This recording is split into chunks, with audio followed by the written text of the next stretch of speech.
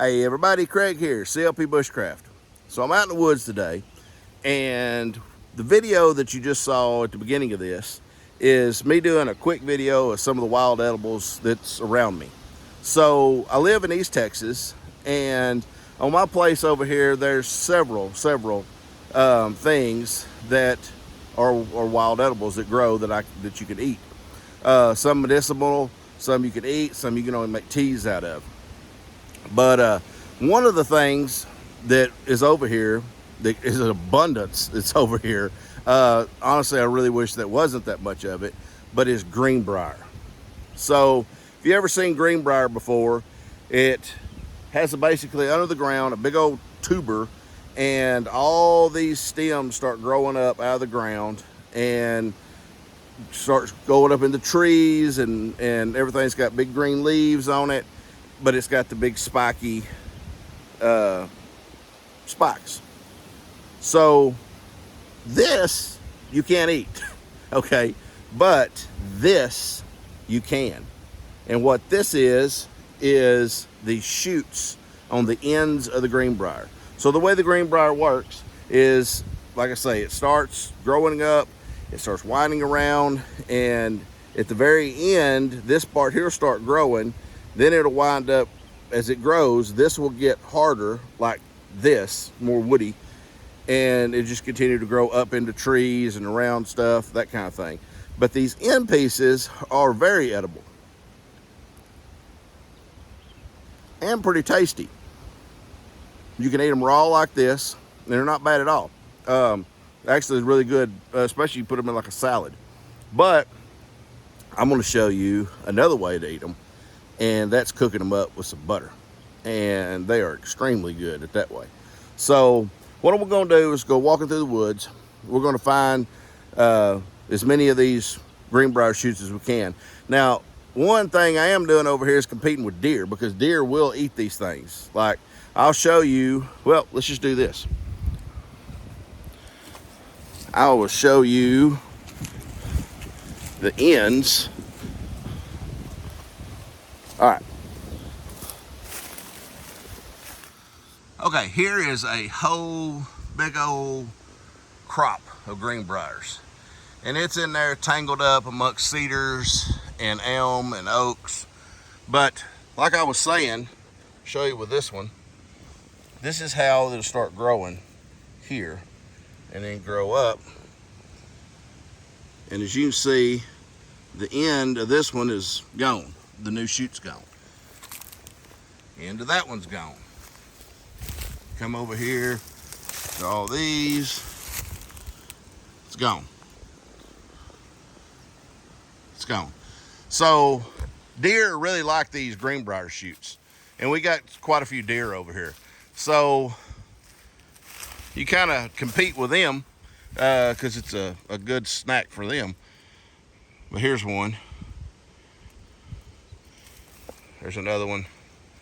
It's been 8. Another one has been 8, but now it's starting to grow the new shoot out of it. But what we're going to do, we're going to run around out here in the woods, and I'm going to gather up a big handful of these Greenbrier shoots, and I've got another Swedish fire log made up and a little skillet, and we're going to cook these things in butter, and I'm going to show you how that turns out. I'll check this out. So here is the end of one, and look at what's done ate that. There is 1, 2, 3, 4 worms on the end of this Greenbrier here. All right, well, stick with me, guys, and we're gonna gather up these Greenbriers and cook them up. So as we go through the woods, and I'm gonna be collecting them, I always keep a bandana with me, whether it's in my pack or it's in my pocket. But one of the cool bandanas is this one here from Wazoo, and this is actually the older model of this certain kind. They got a new one now that's actually got a drawstring in it where you can start to string it up. But what's really cool about this bandana is it's got all different not all of, but a lot of different edible plants identification on it. But it's also got a net, so you can put what you harvest inside of here. So we're going to be using the bandana to collect the Greenbrier shoots in. Here we go. So these come off really easy. I mean, you don't have to like cut it. You can if you want to, but you can just break it like so to come off. Now, you want to get just where it's bendy, you know, like it's real flexible. When it starts getting down here into this, it's a little bit more woody, you want to stay clear of it. One of my absolute favorite wild edibles out here is these dewberries. Love these things. There's some red ones not quite ripe yet, but these dark purple ones, kind of a tart sweetness.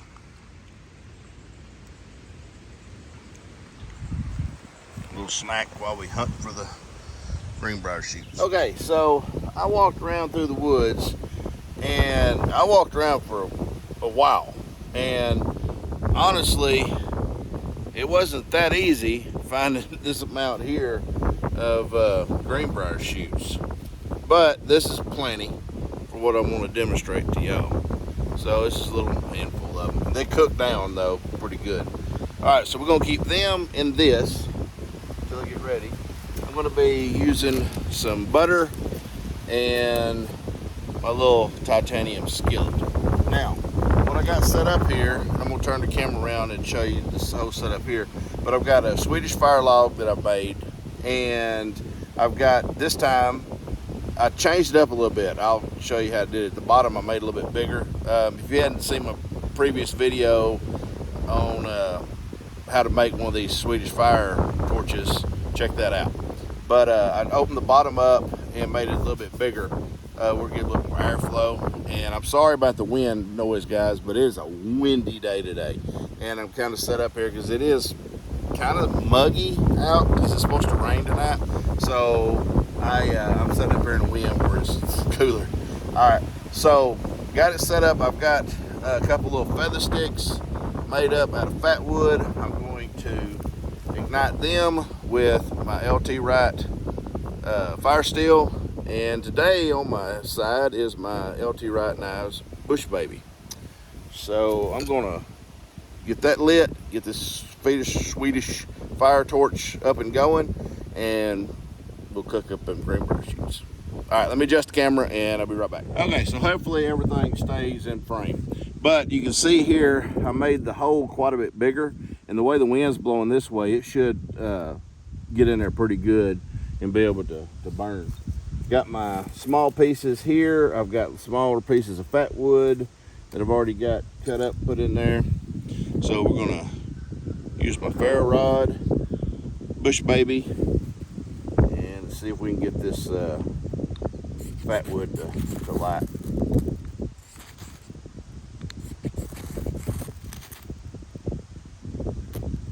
Come on. There we go. All right, so let's put that down in there. That fat wood, it burns black. All right, so what we'll do now, like I said, I've already got some wood already in there and some other pieces of fat wood. So we're gonna get this thing really roaring.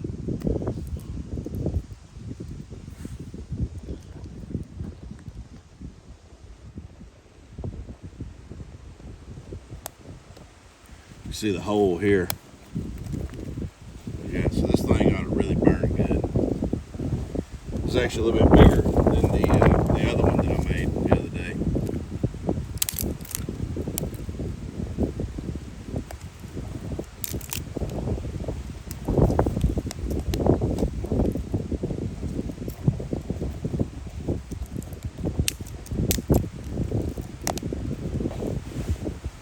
All right, so I'm gonna get that going, and then once it's going good, I'm gonna get some rocks and set around it, and so we can set our skillet here on top of it. All right, we'll be back. Stay with me, guys. Man, no lie, this thing is getting it now. Definitely going way better than the one I made before. All right, so what we're gonna do now that it's kind of died down a little bit, kind of pop this skillet out. I think the last time I used this skillet is what I cooked was Greenbrier shoots. All right, get that up. Get some of this butter in it. All around in there. Melt it up. Like I say, I am sorry for the wind, guys, but it's one of them windy days today.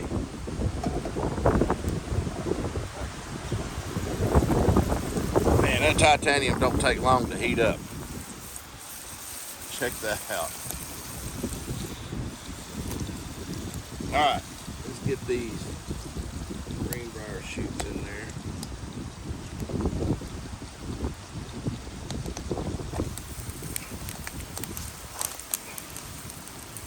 Thing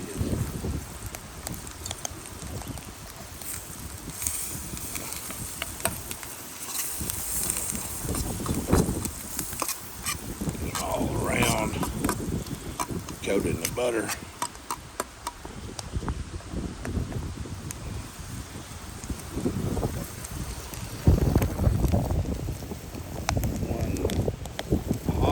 Fire.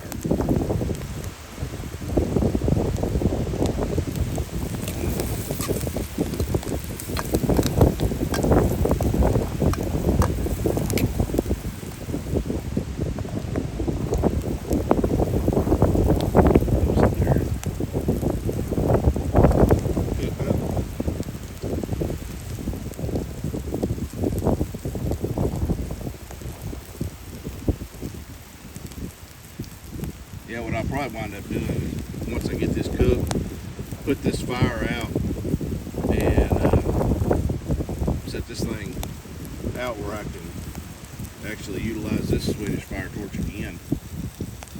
Like I said, I still want to cook that big old steak for y'all and cut it up using that new LT slicing knife that I got part of the kitchen series. Leaves kind of turn up pretty quick. They're almost done. They don't take too long, really. Get out of there, leaf.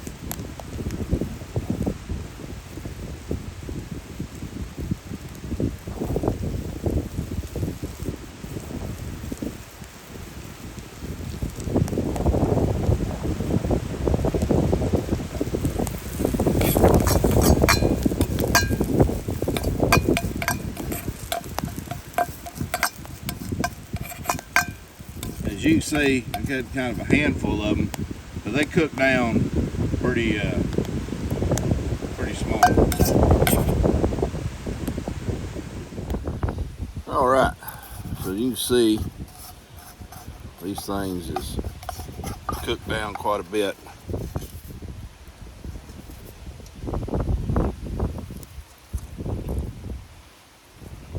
But it's a little bit crunchy, buttery.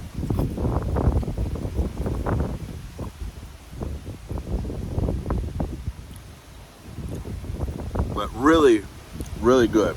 I really like these cooked up like this. Okay, so I wound up pouring water on it.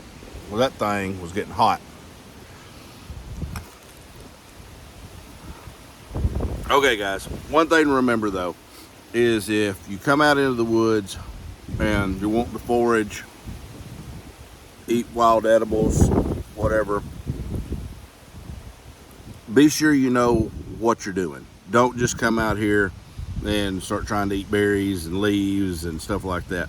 Know exactly what it is. Make 100% sure that you know what it is before that you eat it. There's a lot of different books out there that help identify stuff. Best way to do it, what works best for me, is I've been with other people that knows the stuff and has pointed it out to me. So, find someone that is good with wild edibles and take a class, that kind of thing. But don't just come out and start trying to eat anything that you don't know what it is. Make 100% sure. All right, well, thanks for watching, guys, and until the next one, I'll see you then.